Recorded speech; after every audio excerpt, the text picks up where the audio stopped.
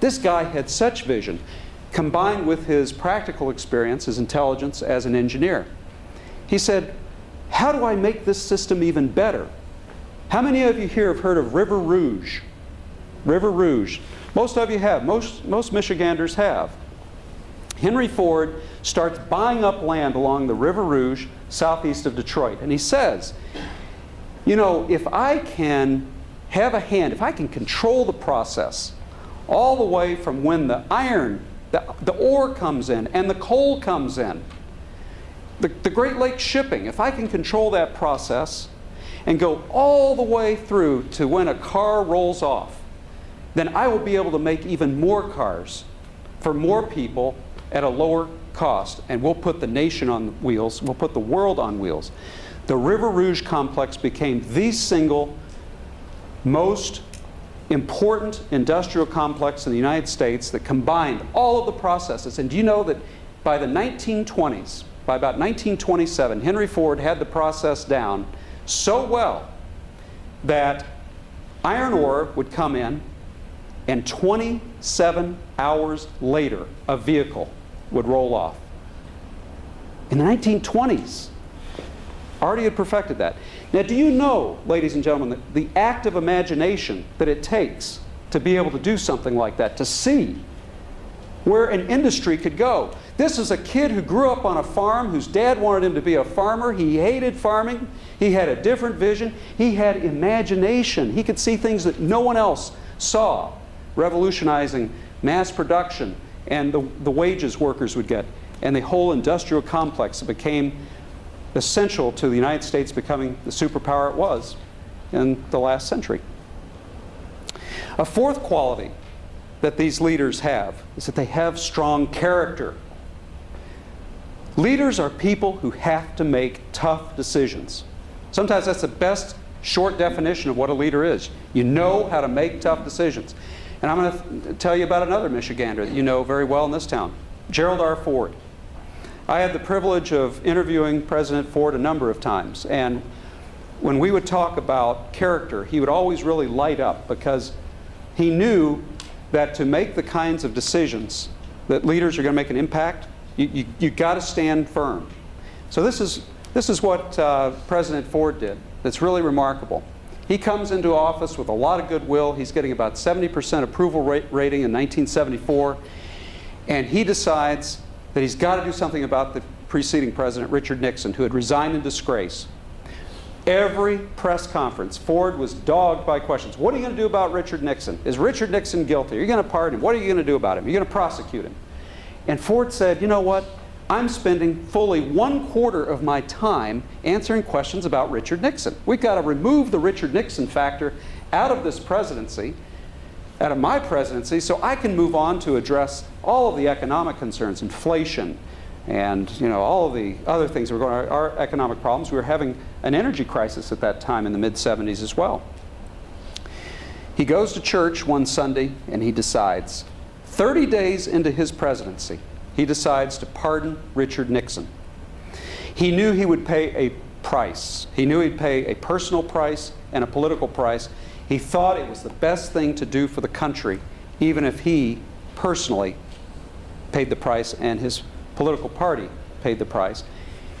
He pardons the president that Sunday afternoon. His approval rating had the most dramatic drop in 24 hours of any president in any single day. Went from about 75% to 50% overnight. That's the cost he paid. But he was willing to pay it because that was the price of leadership. The leader has to make tough decisions, not for himself, not for his party, but for his country in that capacity. So it's a remarkable story, and a lot of people criticized President Ford for many years, but lo and behold, just about everybody, the journalists who had covered him and who criticized him, and his colleagues formerly in the House, and senators, and subsequent presidents, even of the opposite party, said Gerald R. Ford provides an outstanding example of leadership, and we can be proud of what our presidents are capable of, because he made the tough decision when no one advised him. No one advised him to do that. He made that decision alone. A fifth and final quality I'll bring out is that leaders have the ability to forge a consensus.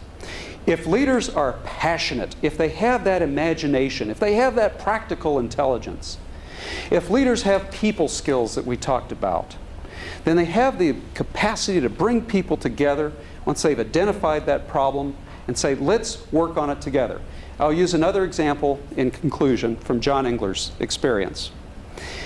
One time Engler went to Washington, and the congressional delegation that he was dealing with had been really recalcitrant. They didn't want to do anything to move the country forward.